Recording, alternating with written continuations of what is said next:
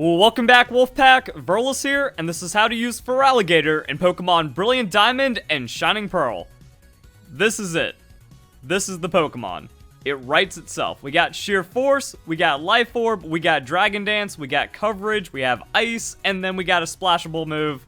And that's kind of all there is to the Pokemon, because, yeah, what else are you going to do with the Feraligatr? It getting Dragon Dance was one of the best things that could ever happen to it, because now you put in that speed, you get the unstoppable damage, and really, the only problem with Feraligatr is the 78 speed, because as we've been talking about with Gen 4, 80 speed, kind of the place to be. A little above that, like with Gyarados, even better, and then some Pokemon on higher speeds are going to be pulling off some shenanigans.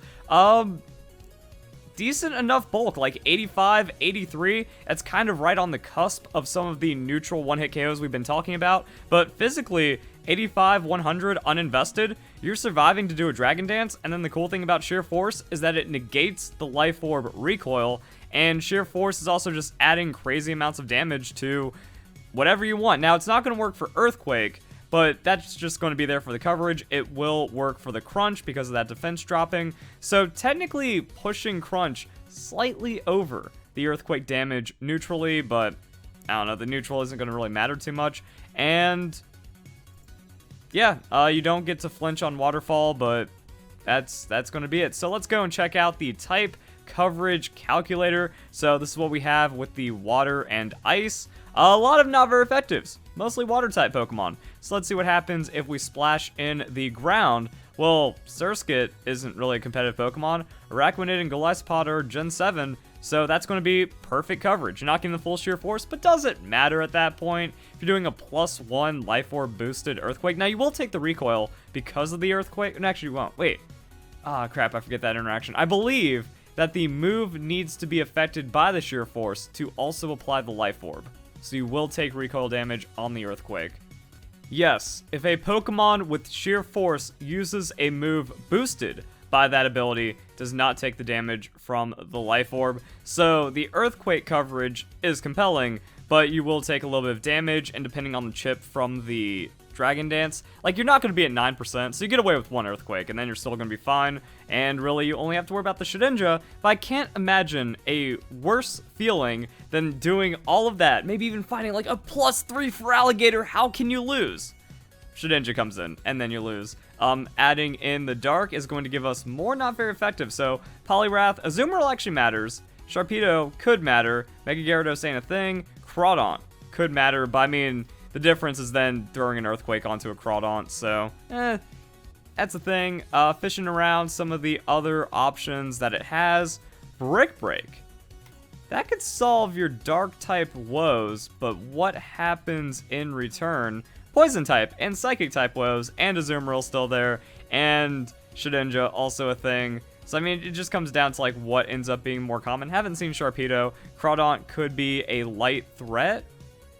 Dragon Claw, Stuff, Low Kick, Superpower. It's one of those things where, like, if you're in that situation, it's probably going bad anyways. So, yeah, the coverage is going to be preference mixed with meta, Crunch, and Earthquake. Not really that, like, crazy to just splash in, but Brick Break looking decent enough to have an argument. Let's go to the damage calculations to see what happens. And, man, you don't even need to Dragon Dance with the Sheer Force. The Dragon Dance really only exists for the speed, and you have agility. But also, if you don't get that +1, you don't, like, KO everything. But, I mean, it is surprising. It's like, oh, Gengar, Liquidation is just a KO. That's kind of it. So, yeah, and then we can go to, like, damage analog. So, check out the Silvally. What do we do to a 95-95 at level 50? A lot. And then we go to +1, and now we're pretty much one-shotting everything, at least in the neutral with the Liquidation. The Ice Punch, not as crazy, but still just kind of like, okay, it's there for coverage, and then Liquidation, neutral, just going to blow everything up. But what matters more is the speed. So what does a 78 speed Jolly +1 bring us to? 214 speed at level 50. So that's where things do get a little wild. So we can go into a Pokemon like the Jolteon. Jolteon is going to have a 200 speed. I already know that one just off the top of my head, but I'm going to bring it out. So you need the Jolly to +1 to outspeed the Jolteon and a couple of other threats and weird things. But if you do the Adamant nature, you're finding more damage and more destruction and like just less opportunity for the opponent to squeak out of a liquidation or a crunch or an ice punch or something. So yeah, this is going to be a lot of damage, just kind of just getting all kinds of crazy stats. But you fall under the Jolteon. However, your goal at this point is to go +2 and then hit 260 speed.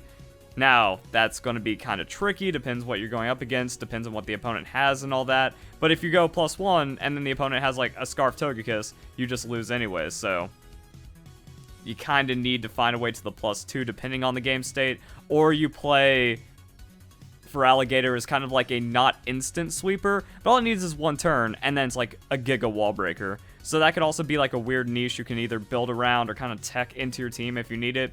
But as a dedicated sweeper, needs to reliably hit that +2 to have any kind of like crazy threat against some of the Pokemon in the meta. And that brings us to tier shenanigans. So we have the 260 with the Adamant nature, which means everything below this is fair game. So we start having like all the other Pokemon, which makes it kind of weird. Unburdened Drifblim with 252 speed neutral, which isn't going to be something that happens. So I mean, Seismitoad, Scarf Charizard we outspeed, which is actually pretty important. Same thing on the Ninetales. Flygon with a Dragon Dance.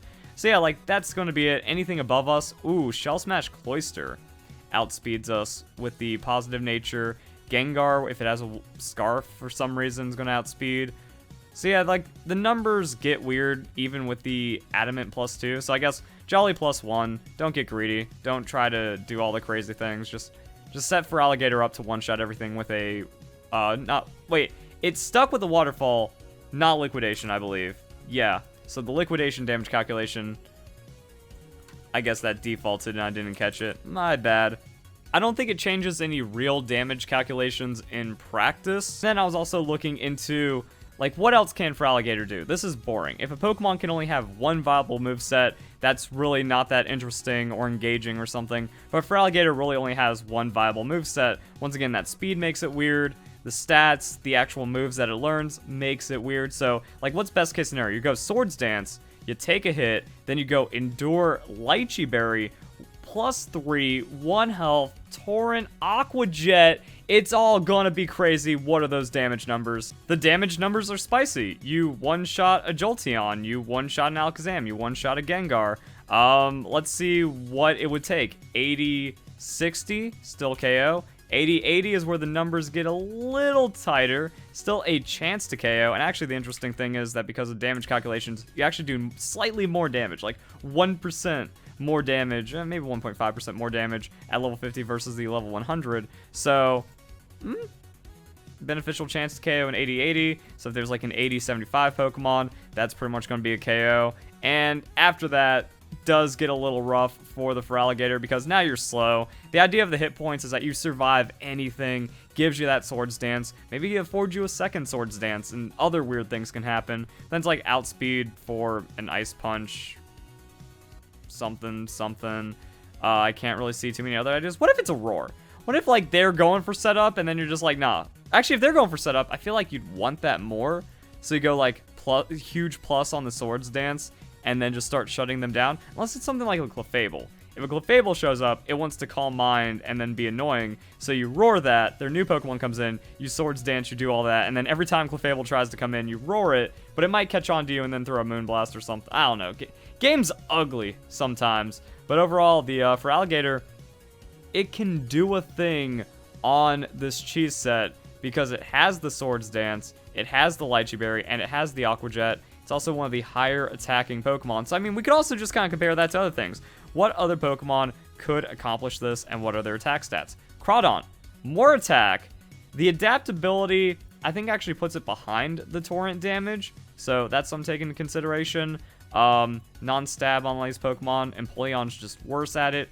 Armaldo, but it doesn't have, like, the Torrent. So, I feel like the Torrent pushes Feraligatr over the edge in like all scenarios for this, except maybe Sharpedo, because Sharpedo has the... then Sharpedo doesn't want to... Sharpedo wants to do something completely different. You know, it doesn't even care about the Aqua Jet because of that speed boost, and now it'd be no Swords Dance, +1 on... that's a different guide. So yeah, it's like, actually, I think this is the best Pokemon for this strat, and if it goes off, cool. But if you can't Aqua Jet the opposing Pokemon, then you just kind of like do some damage, get KO'd, and the strat kind of falls apart, but it'd be neat if it worked. So there we go, guys. That is the Feraligatr primary moveset, meme set. Hope you guys enjoy the video. Hope you all have a nice day. Thank you very much for watching.